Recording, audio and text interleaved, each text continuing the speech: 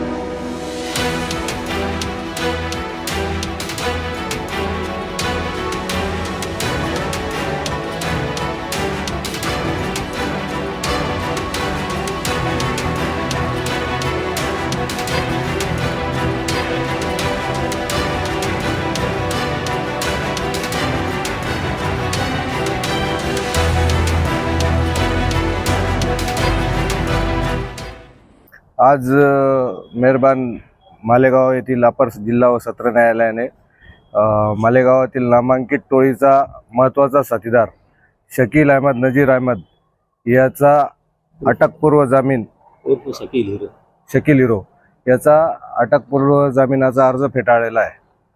त्यात अजून detailed order कोर्टाची यायची, परंतु 5 पैकी 5 अटकपूर्व जामीन हे मान्य न्यायालयाकडनं रिजेक्ट करण्यात आलेले आहेत, नाकारण्यात आलेले आहेत। याच्यात न्यायालयाने अनेक गोष्टींचा उहापोह केलेला आहे, अनेक निरीक्षणे नोंदवलेले आहेत। त्यानुसारच आर्थिक गुन्हे शाखा नाशिक जिल्हा ग्रामीण पोलीस यांच्याकडे हे प्रकरण वर्ग करण्यात आलेलं आहे। त्यानुसार आता काल रात्री अटक करण्यात आलेला शकील हिरो हा आज नाशिक जिल्हा आर्थिक गुन्हे शाखेकडे त्याचा ताबा वर्ग करण्यात येत आहे आणि त्यानुसार पोलीस प्रशासन पुढची कारवाई योग्य प्रकारे कायदेशीररित्या करतील। फिर्यादींनी कोर्टाकडे मग माझ्या माहिती आणि अभ्यासानुसार मकोकासाठी ही अतिशय परफेक्ट असणारी केस आहे। त्यात फक्त पोलीस प्रशासनाने मनावर घेतले पाहिजे। वास्तविक 2023-24 मध्ये माझ्या माहितीनुसार पोलीस प्रशासनाने तसा एक प्रस्ताव देखील पाठवलेला होता। त्याच्यातील काही असणाऱ्या त्रुटी पूर्ण करून पुन्हा आयजी ऑफिसमध्ये तो पाठवण्याच्या सूचना आलेल्या होत्या, परंतु पोलिसांकडे असलेल्या कार्यबाहुल्यामुळे पोलिसांना ते करणे अद्याप तरी शक्य झालेले नाही। म्हणजे वर्ष झालंय आणि त्या वर्षभराच्या काळात आणखीन 2 नवीन गुन्हे या सगळ्या टोळीवर नोंदवण्यात आलेले आहेत।